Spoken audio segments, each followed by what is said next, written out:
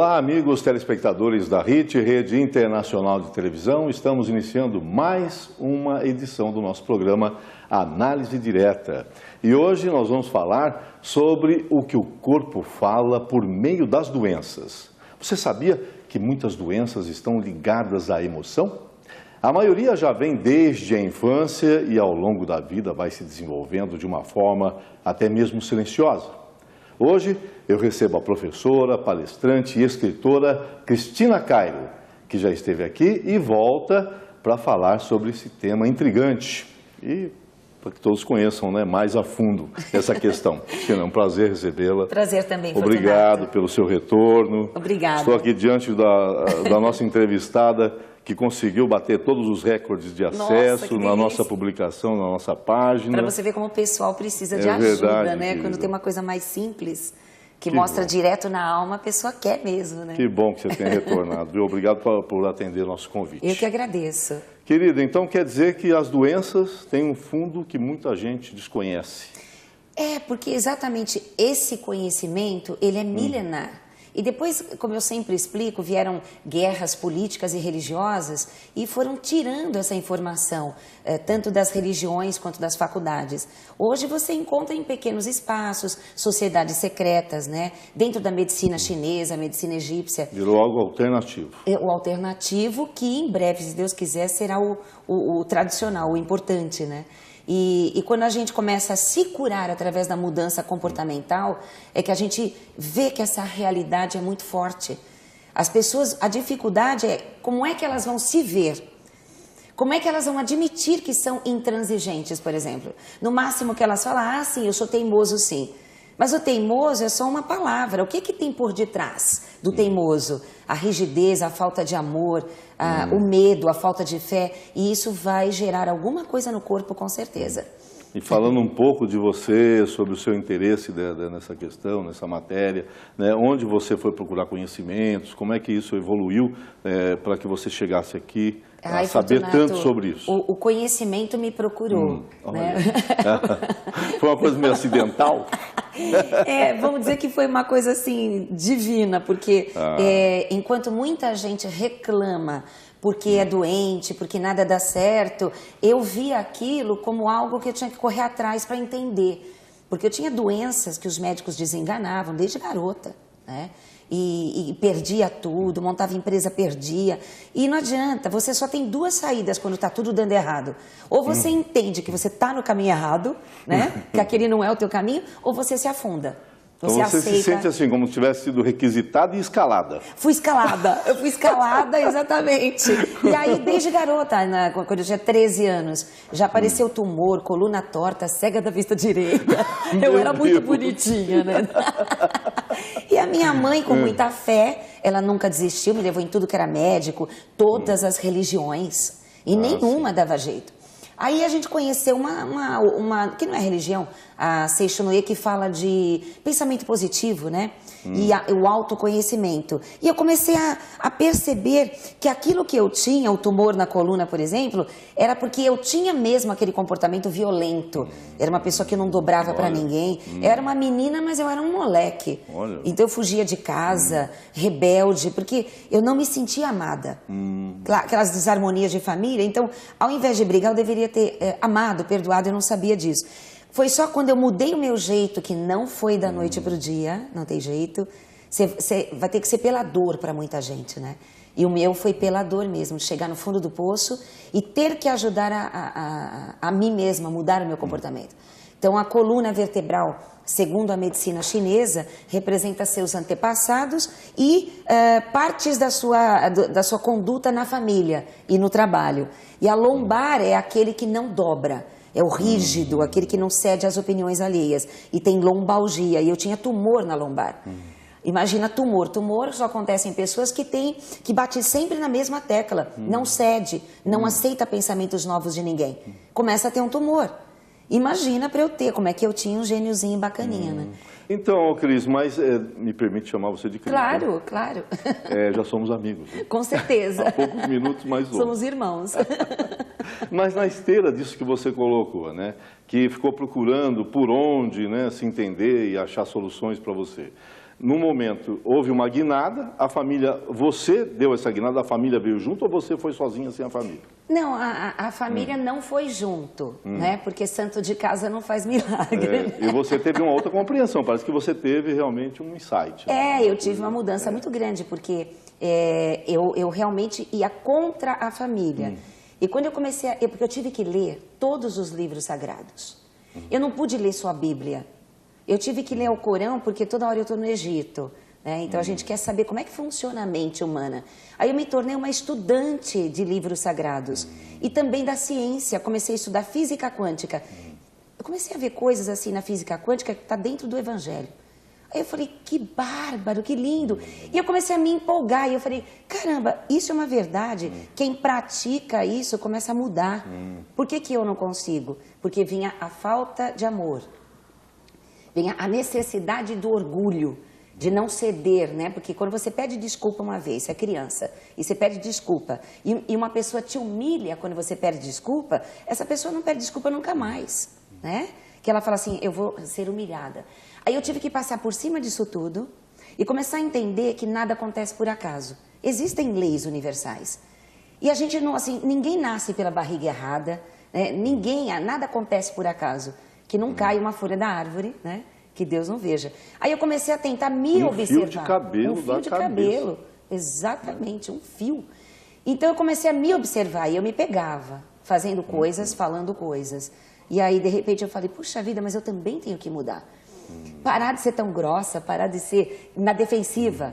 Que aquele que parece ser arrogante, na verdade, é o mais sensível. É o mais magoável. A gente fala, fica encaroçando aí. Encaroçando. Eu sei que eu comecei a dar uma modificada no meu jeito e o corpo começou a reagir, né? A coluna, com 38 anos, a minha coluna ficou reta, praticando apenas uma oração e meditação. E o pessoal não acredita, o ortopedista não quer acreditar, porque a coluna tinha 15 graus. E aí chegou 21 anos, 22 anos, e os médicos disseram, agora não tem mais jeito. Fisioterapia não ajuda mais, os ossos não mudam mais. E eu pensava, mas eu sou filha de Deus, como não muda mais? Eu quero mudar, eu quero ter saúde para continuar com essas ideias bacanas, né? E a coluna, eu comecei a sentir dor, muita dor.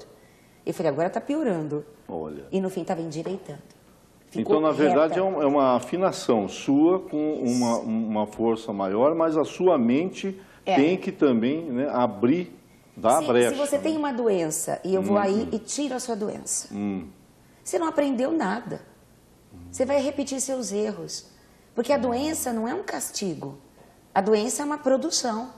E essa produção tem um porquê. Tem uma equação por trás dela. Tem uma equação por trás. Que você vive resolvendo, solucionando. Que é a história de vida da pessoa vai culminar com aquela doença. É estilo de vida e forma que ela gosta de viver ou que ela não sabe achar outro caminho, vai culminar. O cardíaco, por exemplo. Que o pessoal fala assim, tem cardíaco na sua família? Tem. Então cuidado, porque a hereditariedade vai te pegar na esquina, né? Aí você já fica com medo. Não pode comer isso, não pode fazer aquilo, não pode nada. Ele faz uma dieta maravilhosa, mas é apegado. Aí arrancam o copo dele, ele tem um infarto. Porque o cardíaco é aquele que tem o coração fixo. Ele não consegue aceitar as coisas novas, o ir e vir das coisas. Coração, o que é um coração? Ele bate de graça, ele não quer nada para ele só distribui as coisas. Então, quem age diferente do coração terá problema no coração. Né? É como, por exemplo, a pessoa ela tem uma hepatite, né? Tipo C, né? Com uma taxa viral enorme já no organismo, e a única solução é o transplante. Se transplanta, mas não acaba com o vírus, pronto, acabou. Ele vai acabar com o fígado novo. E você acabou de receber. De uma coisa interessante, porque os vírus, segundo a linguagem do corpo, porque assim, bactérias, vírus, está tudo aí agora, nesse minuto. Por que vai para uma pessoa e ataca um organismo? Pela queda do sistema imunológico. E quem é que tem sistema imunológico baixo? O infeliz. Aquele que não tem energia vital, pulsando, humor. O humor deriva do amor, a alegria, que o hormônio, o humor, gera situações favoráveis para o organismo. Então, todas as pessoas que têm tristezas, reclamações, sofrimentos, um fardo da vida, que não sabe brincar com a vida e tudo, terá sistema imunológico baixo, que é onde fica suscetível a essas doenças. Aí o fígado representa a pessoa irada, mal-humorada, que critica tudo, que reclama de tudo, não consegue elogiar, não consegue brincar. E na própria Bíblia não está que você só vai encontrar... você só vai encontrar o reino dos céus se você tiver o coração de criança. Voltar a ser criança. Então tem que nem a gente estava brincando com ele, né? Que você tira sarro de tudo. Então, sabe? Se você estiver doente, é marmelada, porque... Tirar de letra, hein? Porque você tem que brincar de dentro para fora, porque às vezes a pessoa, ela é sorridente, brincalhona, mas dentro remói torturas. Mas sabe uma coisa interessantíssima que está me chamando a atenção, é que dá para dar a virada e dá para sair de uma situação que parecia não ter como, né? E eu trabalho com isso. Então, lá na Vila Mariana, no Instituto... Porque eu acho que tem gente que já fez ponte safena, mamária, tem gente que já fez transplante, tem gente que está com marca-passo, né? Está tudo estrupiada. Né? Mas não tentou uma virada do ser. Porque acredita naquilo que não tem mais jeito. Você foi hipnotizado por uma crença. Aquilo não tem mais jeito. Aquilo é hereditário, aquilo é da idade. E não é. Porque eu convivo com isso diariamente. Lá o meu estabelecimento é bem engraçado. Eu falo que são as ovelhas perdidas. Aquele que já não consegue mais ter fé, aquele que já foi desenganado pelo médico, aquele que já não consegue mais, não acredita mais em nada, e ele fica ouvindo essas coisas, ele fala assim, quero ver se ela resolve mesmo. Aí eu falo, não sou eu que vou resolver. Eu vou te dar um instrumento de você se ver. Você está agindo assim, assim, assim. Aí eu leio o corpo da pessoa. Nossa, eu sou assim mesmo. Eu falo, então... é isso que está produzindo essa doença e não a hereditariedade, né? Que é a repetição do padrão mental da família. E aí a pessoa começa a se fazer uma terapia, uma reprogramação mental com PNL, né? E ela começa a modificar. E acima de tudo, a neurolinguística. Então ela começa a ver bons reflexos. Se você, por exemplo, se eu ficar te irritando, vou te irritar, deixar doido, nervoso. Acaba o programa, encerra e vou embora. Não, de repente você está nos nervos. Aí vem um enfermeiro e coleta um pouco de sangue de você. Na hora que examinar esse sangue, ele está todo cheio de toxinas. Aí tá, eu mudo você, te acalmo, coloco uma musiquinha, falo de palavras de amor e vou te acalmando, serenando e tal. Coleto de novo o seu sangue. Saiu completamente infecção e toxinas. Então, a tranquilidade, o amor, o perdão, leva à saúde total. Mas encontrar esse amor, você vai ter que entender outras coisas. Eu acho, às vezes, que perdoar é questão de lógica. Porque é lógico que aconteceu isto por causa disso. Então, você não é vítima. Agora, se a pessoa não acredita em mais nada, ela só acredita na fatalidade, eu não consigo ajudar. Porque nada entra na cabeça dela. Se é uma causalidade, uma fatalidade, então está chamando Deus de imbecil, né? Existe a pessoa que fica adiando uma decisão porque está num desconforto, mas espera uma oportunidade clara para se libertar? De algo que a incomoda? O medo, o orgulho, né? Uma esperança falsa. Então a pessoa fica parada. E a gente não pode esperar nada. Se eu estou doente agora, eu não posso culpar nada nem ninguém. Eu tenho que mudar minha forma de ver aquele mesmo momento que eu estou vivendo. Tem gente que, poxa, eu conheço desde o pobrinho, que não tem nada, até gente riquíssima que não tem mais onde pôr o dinheiro. E a gente começa a perceber que em qualquer classe social, a educação é diferente. E também a forma de amar e perdoar e até a espiritualidade. Não tem essa de que é mais fácil um camelo entrar no buraco da agulha do que o rico entrar no céu. Porque eu já vi ricos tão simples e que ajudam tantas pessoas. Verdade. Que para mim, com certeza, foi má interpretação desse pedacinho que escreveram. E até se humilham, que são exemplos de simplicidade. E conhecemos muita gente que levanta cedo, visita hospitais, é milionário. E lutam, né? E lutam, lutam e nem usufruem, às vezes, do que conquistaram. Exatamente. Como também tem muita gente sem dinheiro nenhum que dá o que não tem e começa até a melhorar a vida. Então, assim, o que tem dentro de uma pessoa, o que ela traz. Então, ela precisa modificar. Alô, Cris, chegamos no fim do primeiro bloco. Tá bom. Vamos manter o pique? Vamos manter. Já voltamos após o intervalo com a análise direta, tá bom? Até já. E já estamos de volta aqui na RIT, Rede Internacional de Televisão, com o nosso programa Análise Direta de hoje, falando sobre o tema O Corpo Fala e Não Mente. Ele é muito verdadeiro no que diz, não é? E a nossa entrevistada Cristina Cairo, que está nos ajudando nessa questão. Cristina, agora há pouco eu falei da pessoa que fica aguardando um bom momento para, de repente, dar um golpe numa situação insuportável, mas que ele torna suportável. E, por exemplo, se tem uma pessoa que casou, chega no momento do casamento, degradou, né? Mas ainda tem apreço pela pessoa, amizade profunda, por exemplo, aguarda um instante material favorável para que haja uma situação de conforto para ambas as partes numa possível separação. Isso é muito ruim. O negócio de casamento, né? É claro que eu não sou a favor da separação, mas quando uma situação que já tentaram terapia, já tentaram a religião, e não existe mais o amor, precisa haver o respeito. Virou amizade. Virou amizade. Então, pode haver uma separação consensuosa, aquela coisa assim, amistosa, tudo bonitinha.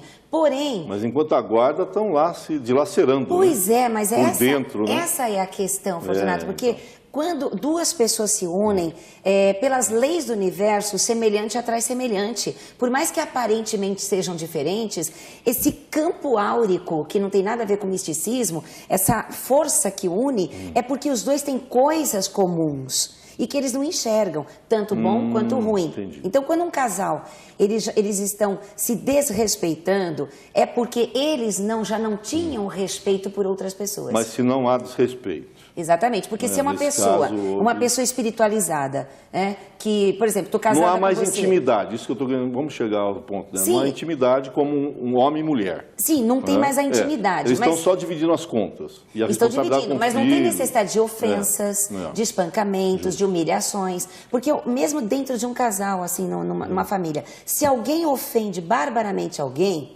não é porque aquele alguém despertou isso nessa pessoa, porque ela tinha isso dentro dela. O outro fez botar para fora. Mas se uma pessoa ela não tem isso, ela deixa o outro falando. E ela respeita o descontrole do outro. Então, na verdade, quando duas pessoas entram nesse choque muito grande, não tem o amor, só estão divididos lá no quarto separados, mas ficam se atracando, é porque essa é a natureza deles. Tem que mudar isso. Os dois estão errados. Fiquem respeitosos, né? Em que ponto, até que ponto, tudo isso o que você fala pode ser também analisado pelo ângulo social da pessoa? Por exemplo, culturalmente falando, o que você acha desses homens que abusam das mulheres ou de situações e oportunidades que surgem em metrô lotado ou ônibus lotado que se encostam de uma maneira indecente nas mulheres? Né? Isso é uma questão social, cultural. Tem alguma coisa nessa pessoa a mais ou de menos? Para mim é indecência e falta de vergonha, mas eu não sei como é que você interpreta. Sim, mas aí é uma doença. Eu como psicóloga, psicanalista, eu chamo isso de doença. Porque se você tem uma educação dentro de casa, em que a tua mãe é amorosa, bondosa, firme, sábia, você tem algo muito bonito pelas mulheres. Todo homem que sai com tudo que é mulher, ou ele mexe com todas as mulheres, se esfregam nas mulheres, é porque ele tem ódio de mulher. Ele quer desrespeitar as mulheres, porque ele já teve um modelo de desrespeito dentro de casa. Entendi. Quando ele vê o pai dele respeitando a mãe, e a mãe respeitando o pai, ele entende que ele tem que respeitar os outros lá fora. Então é claro que é educação. Agora, como que um pai e uma mãe vão dar essa educação se eles próprios não tiveram? Então você fala, mas é social, é governamental, é espiritual. Mas você vai voltando, seus avós, seus tataravós, vai voltando, quem é o culpado? Está tão lá atrás, a época das guerras, a época das inquisições, e a educação ela vai se esquecendo. Porque, na verdade, até a Super Nani, né? Colocam Super Nani para ver se educa. Eu mesma, eu gosto muito da Super Nani, mas às vezes eu acho que pega um pouco forte ali, está faltando a espiritualidade. A família que não tem espiritualidade, não adianta colocar técnicas, porque a criança vai ficar anulada, só isso. Ela não vai entender, por amor, aquilo que está errado. Ela vai querer sair do castigo, então ela vai ter que admitir o castigo dela, ela vai procurar não errar mais, segundo as técnicas, e ela vai ser uma criança educada, mas não amada, né? E o amor educa. Um abraço. Eu falo que filhos de psicólogos, me desculpe, eu sou psicóloga, mas são os mais desajustados, 90%. Porque os psicólogos, eles sabem tanto, eles são técnicos com seus filhos, e o filho às vezes só quer um abraço. Quer que o pai e a mãe tirem o relógio e larga assim o tempo. O que você precisa de mim? Não é? Essa disposição e de ver o pai e a mãe se dando bem, ou até separados, mas se dando bem, que isso é muito importante. Ele visita o pai, visita a mãe. Mas não há o toque. Né? Exatamente, não é? Então, assim, eu acho que quando eu entro na casa de algumas favelas que eu visito, né? E eu vejo pessoas que não têm espiritualidade e outras que têm. Pessoas que têm espiritualidade em qualquer grau, elas são educadas. Uma pessoa numa favela abriu a porta para mim, pediu desculpa da bagunça e quase puxou a cadeira para mim. Onde é que eles aprenderam isso? Não tiveram aula de etiqueta. Quem ama é educado naturalmente. E também tem uma questão de autorrespeito e respeitar. Porque também, exatamente, o que é essa espiritualidade que eu estou falando? Eu não estou falando de espírito, estou falando de espiritualidade, esse amor, essa religiosidade de amar todos iguais. Então, se eu te amo como uma pessoa, é estranho, mas não é estranho, está na terra, é filho de Deus. Se eu te respeito, eu vou procurar não te magoar, não ficar fazendo porcariada na tua frente, né? Não vou ficar arrotando na tua frente, não vou ficar fazendo... Porque, de alguma maneira, eu sei que eu vou te atingir. E isso não se educa. Quem faz etiqueta, curso de etiqueta, aprende tudo isso que o espiritualizado já tem, naturalmente. Não é só para aprender a usar o copo certo e o talher certo. O que é a base? A base da etiqueta é não constranger ao outro. Então, quando alguém erra, né, errou, você tem que errar também para deixar a pessoa à vontade. Isso daí é etiqueta. No fundo, é amor. É amor. Então, se você tem esse amor, você acerta na forma de falar, na hora, porque o coração ele vai falando. Se eu sou uma mãe e meu filho está se drogando, eu preciso me tratar. Eu tenho que me acalmar. Meu filho não ficou drogado à toa. Eu não sou vítima. Não sou culpada, mas não sou vítima. Tem alguma coisa desajustada na minha família. Está faltando alguma coisa importante lá dentro. Tem um vazio. Um vazio. Está faltando integração. Ele não consegue, se meu filho não volta para casa, é porque não tem prazer lá dentro. Não tem alegria, não tem conforto, não tem um docinho que ele gosta. Não tem, ele gosta de ver o pai e a mãe conversando e não tem... São pessoas que às vezes se sentem querendo ser educadas na casa do vizinho, né? Porque na casa dele e pelos colegas. Falta uma coisa bacana que ele consegue ver e gostaria de refletir em casa, mas E quem que ele vai se identificar na rua? Com os jovens ou adultos que têm os mesmos tipos de família. Então eles se fecham entre eles e aí ninguém consegue mais entrar. E aí que ele fala, eu queria ser filho do outro lá. Porque lá todo mundo senta na mesa, come junto, fala, conversa educadamente, se abraçam, tem apreço um pelo outro. Fortunato, eu já vi família também que é tudo assim, tem o horário para jantar, para almoçar, toda a família na mesa, né? E tem gente que gostaria de pegar o prato e comer na sala vendo o filme. E a família, não, vamos comer unidos, como se isso fosse amor. É uma regra? É regra. Só regra. Então, tem gente que está tentando acertar. Vamos ficar juntos, nossa família tem que ficar unida. Só que não perguntou se quer ficar aqui. Mas está faltando cola ali, né, na mesa. Tá faltando de repente, todo mundo pegar o prato e sentar no chão da sala e ver uma televisão é mais amoroso, às vezes, do que a técnica de ter que comer direitinho. Claro que é bonito comer na mesa, quando a família quer ficar toda junta na mesa, não é? Então, tem muitas coisas que as pessoas seguem mais a regra do que propriamente a intuição. Vou voltar um pouquinho aqui na nossa questão sobre as doenças, né? Por exemplo, às vezes você tem um conhecido que foi diagnosticado com sinusite. A sinusite, o médico explica o seguinte, teve uma gripe forte, não curou direito. Certo. Mas para você tem um outro ângulo, né, de visão para isso e de... eu sou só transmissora de um conhecimento milenar. Então, assim, o nariz, pela linguagem do rosto, significa o ego, né? Pela geometria sagrada. Então, a gente consegue entender que tudo que acontece no nariz, rinite, sinusite, coriza, são pessoas que foram tão esmagadas na infância, com ou pai ou mãe com tanta autoridade, que a criança, quando chega aos 3, 4, 5 anos de idade, ela precisa se descobrir.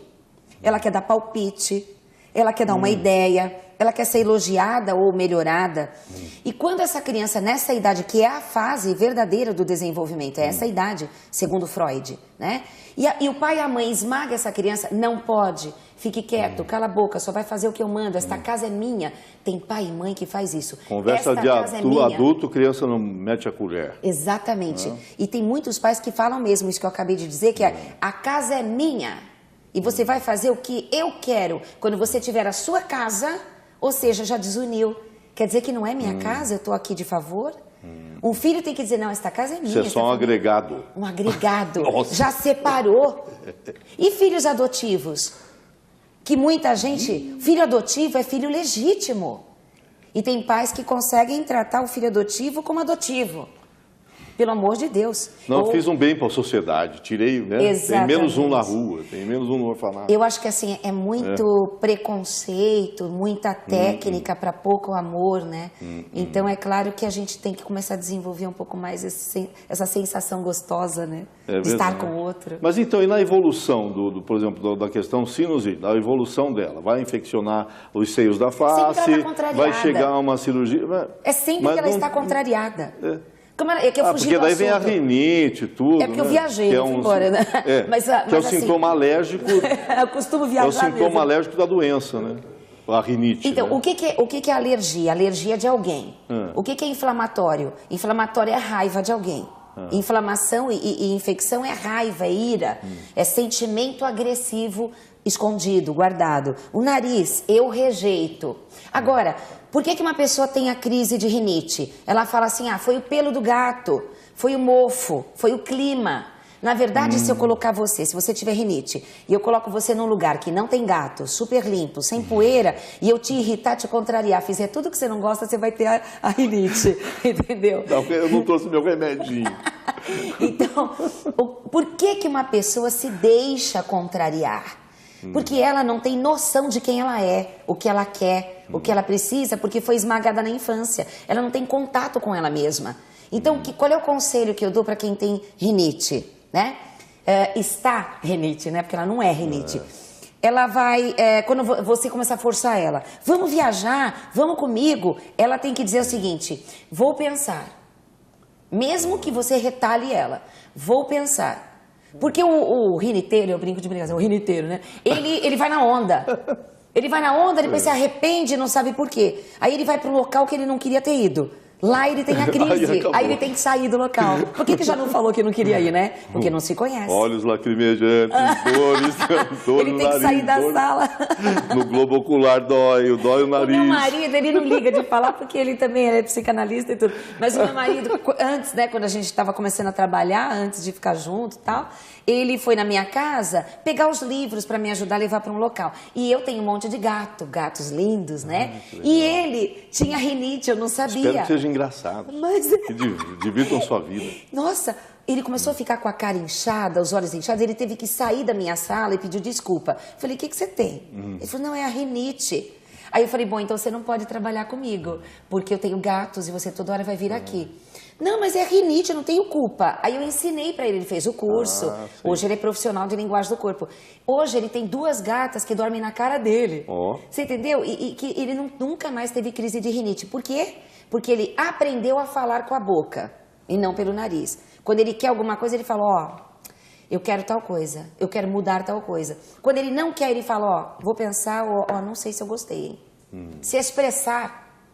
Tem que se expressar, senão o nariz vai ficar todo... E o olho, né?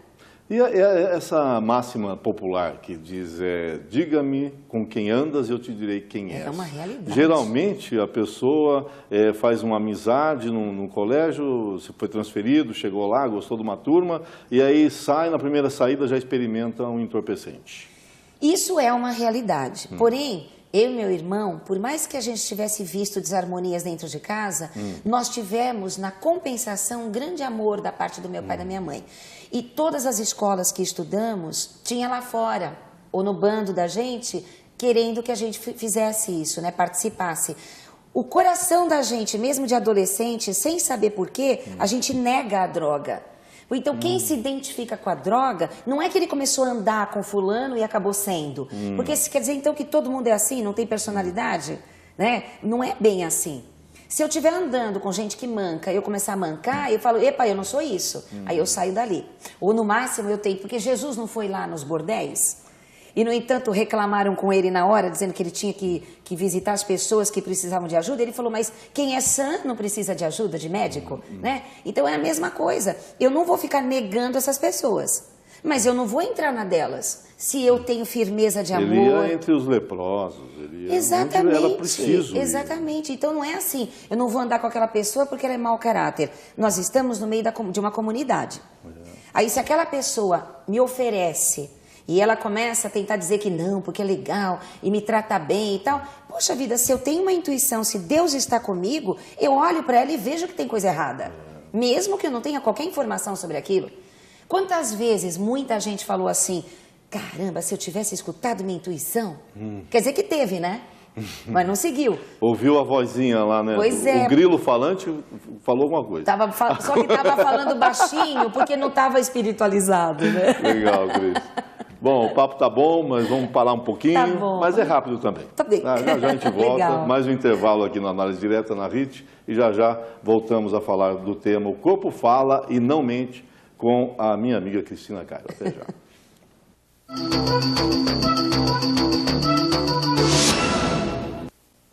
Oi, já estamos de volta aqui na RIT, Rede Internacional de Televisão, com o nosso Análise Direta de hoje, com o tema O Corpo Fala e Não Mente, com a minha amiga, palestrante, escritora, psicóloga, Cristina Cairo. Cristina, e essas doenças que são, que as pessoas acabam tendo em decorrência de acidente e tal, que é sequelados e tudo. Isso tem alguma explicação? É que eu acho que você vai falar para mim que o acidente é que teve, né? Ele já respondeu. É, porque assim, nada acontece que não tenha um propósito. Então, quando uma pessoa é acidentada, tem gente que me procura lá no Instituto, olha, eu sofri um acidente e eu fiquei com um problema no meu ombro direito. Tem muito motoqueiro lá. Que tem bastante de tudo lá, né?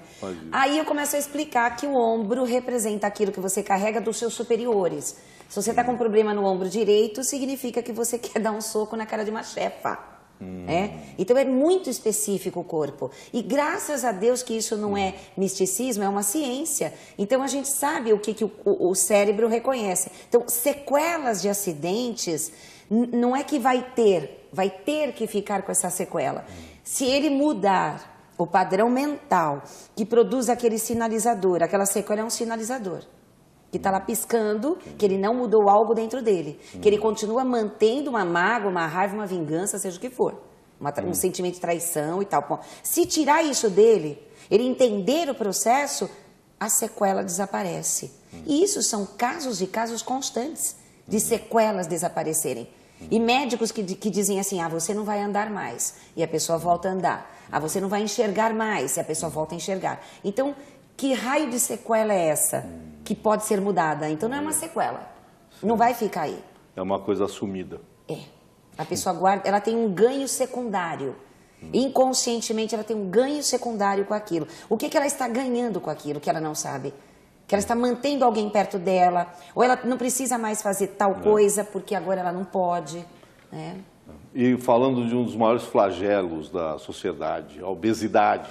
Como você explica a obesidade? Pois é, a obesidade ela é uma doença. Porque tem a mórbida, né? Mas tem aquela também que as pessoas não conseguem deixar pelo caminho, né?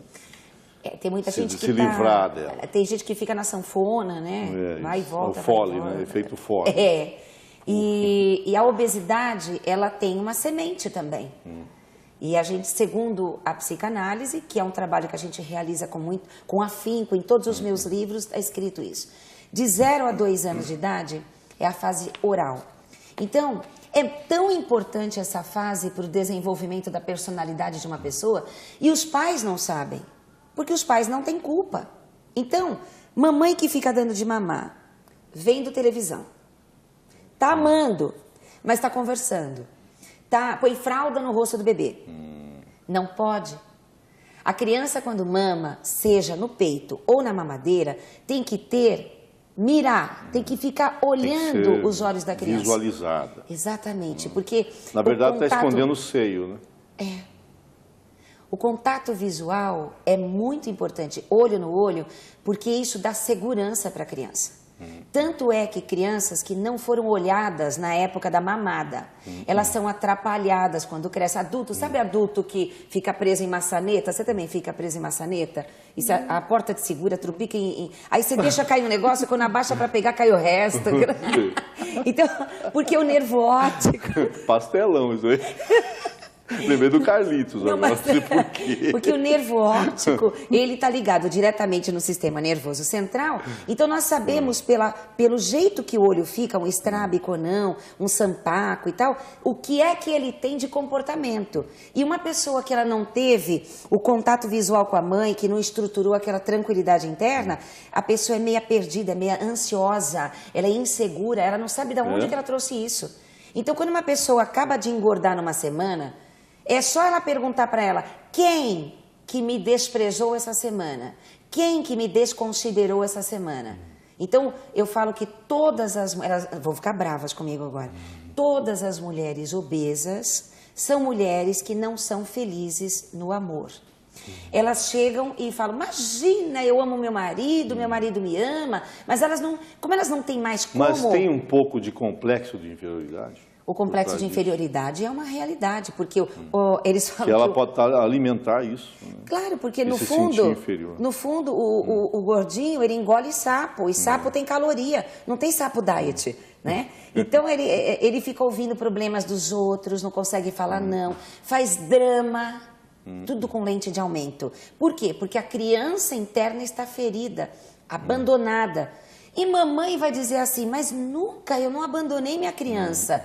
Eu amei tanto meu bebê, mas não olhou nos olhos.